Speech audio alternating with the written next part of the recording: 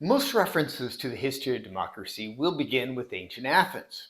There is good reason for this, as democracy is a Greek word, demokratia, and was coined to describe the system of government in Athens. But we are going to be more ambitious than that and start our history with what is sometimes called ancestral Pan, or the pre-human ancestor that lived several million years ago. In scientific studies, it is assumed, until demonstrated otherwise, that common behavior among all descendants of an animal was probably also found in the ancestral animal as well. The descendants of ancestral Pan, humans, bonobos, and chimpanzees, all show clear dominance and submission behaviors, and all three have the phenomenon of the alpha male. But more interesting for us, all three are known to make coalitions of beta males and or females to overthrow an abusive alpha male, sometimes killing it. Bonobos and humans are more successful than chimps in maintaining the coalitions after the overthrow of an alpha male, but all three are known to do it. That is perhaps the first hint that democratic structures of government have been around a long time, but there are more. During the Age of Discovery, explorers into the heart of Africa and the Americas found a plethora of tribal groups, nations, and empires. Many of them were autocratic, including some famous ones like the Incas and Aztecs, but often they were pluralistic. The Gikuyu in Kenya had and still has highly democratic systems in which clearly delineated age groups have very specific communal and political responsibilities which are collectively managed. The Igbo of Nigeria have village elders which preside over assemblies, but in the assemblies all adult members speak freely, and the elders make decisions by consensus. According to Lord W.M. Haley, it was rare to find an African nation that ran on authoritarian or autocratic principles in British colonial Africa. The Americas had quite complex democratic institutions among the indigenous people. The Iroquois Confederacy, the Creeks, Cherokees, Choctaws, and Wyandots all had republican styles of government, often with the functional equivalent of upper and lower houses of parliament, codified rules of decision-making, and institutions of impeachment. The Iroquois Confederacy successfully combined multiple tribes over a large area under a single republican form of government, suggesting that large and dispersed democracy can be stable. The Iroquois, due to their proximity to the new settlers, had a profound impact on several of the founding fathers, in particular Benjamin Franklin and Thomas Jefferson.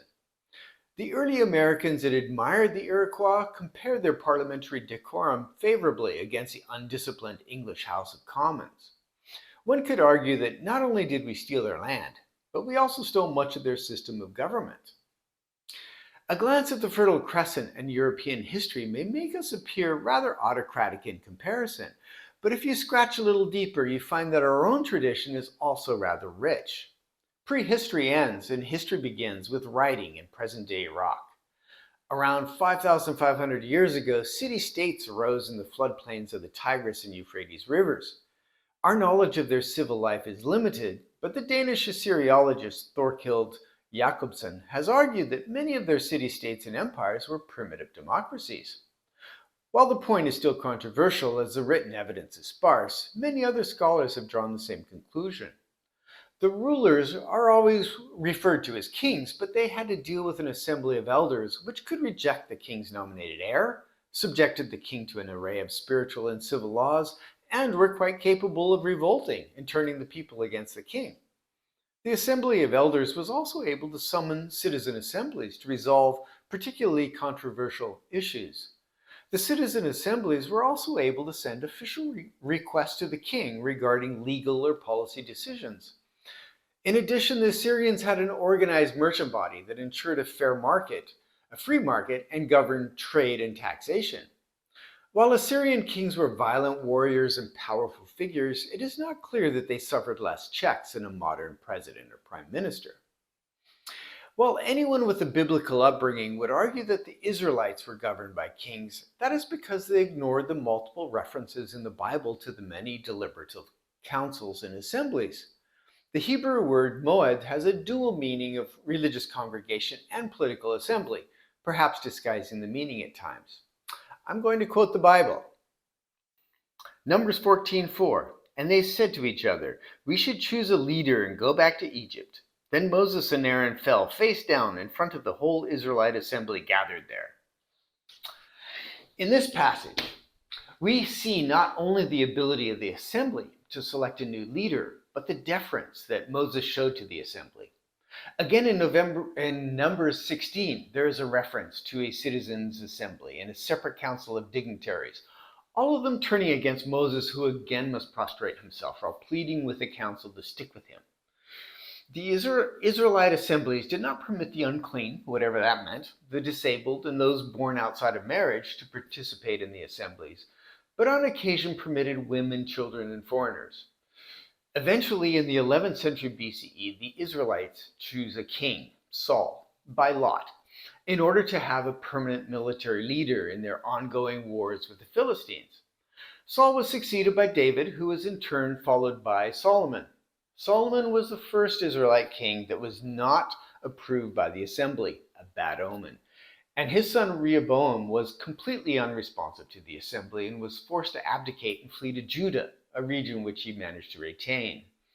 Israel at this period of time was described by the Jewish historian Josephus as being a democracy and an oligarchy in two different places in his books, and many scholars see it as something in between.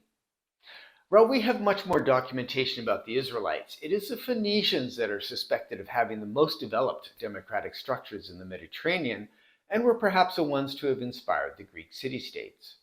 The Phoenicians were a seafaring and mercantile culture that had city-states all around the Mediterranean rather than a centralized nation.